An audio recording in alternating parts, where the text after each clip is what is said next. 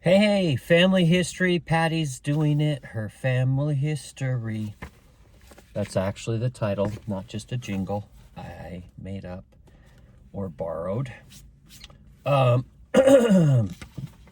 My first experiences in family history, then called genealogy, began shortly after I joined the church. Edna Martinez taught a little class in our tiny branch, a branch so small that when someone taught a class or had an activity, everybody came. Edna sent us home with some handouts, beginning my search for the wonderful people who came before me, who provided the way for me to come forth in this day, this glorious day.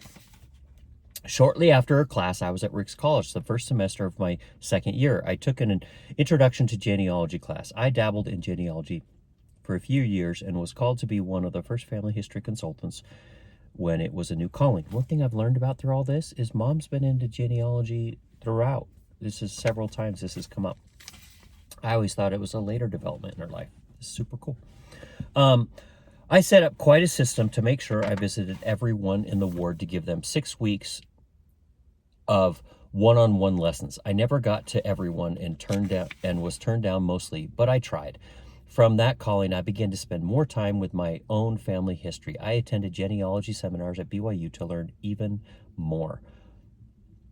When I decided to go back to college and get my degree, I chose family and child development as a major. I finished my first class when I attended another BYU genealogy seminar. The change from genealogy to family history was just taking hold in the church. Following the seminar, the thought came so clear to me that I shouldn't be studying family history and child development. I should be studying family history. The seminar was in the very building where the offices of the Bachelor of General Studies department was located. I walked upstairs and asked if there was any way I could change my major. Of course. Right then and there, I changed my major to family history, and the rest is history. Shortly after I graduated, the family history program changed from new family search to family search. Confusing, huh?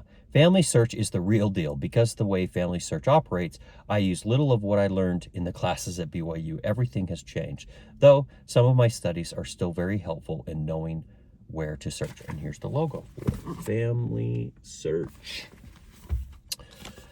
I've had some incredible experiences with my deceased family. I have no doubt they want their ordinances done. One time I was searching on Brad's side of the family. We were looking for family members who lived around the area of Long Lake, New York, and New Jersey. After many hours and days of searching, I knew I had to get back to my own line. So I set a deadline. I told the person I was looking for, I talked to them sometimes, that I'd work on him until midnight, and then I was going to bed and start my own line the next day. Midnight came and I wasn't any closer to finding him. So as I told him, I was moving on and someone else could find him. I went to bed and in the middle of the night woke up. I went to my computer and, not being true to my word, I began to search for him again. Immediately, I found his records and had the information I needed, so Brad could do his temple work. Another time, I used ordinances ready to find a name to take to the temple. I never printed out names just before I go to the temple because I want to look the record over and make sure all the dates and places are standardized and look at sources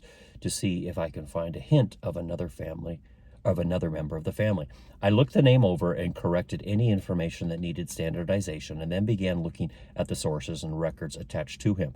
I looked to 2 census records, 1860 and 1880, to find the whole family. I saw find a grave source and took a look at it.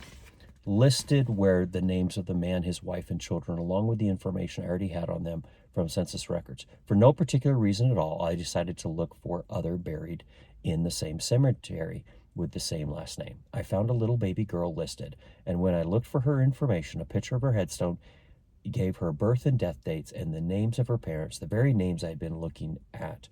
She was born and died in 1869, so she didn't appear on any census records. And here is the tombstone. Effia, daughter of W.H. and E.L. Perkins, died September 12, 1869.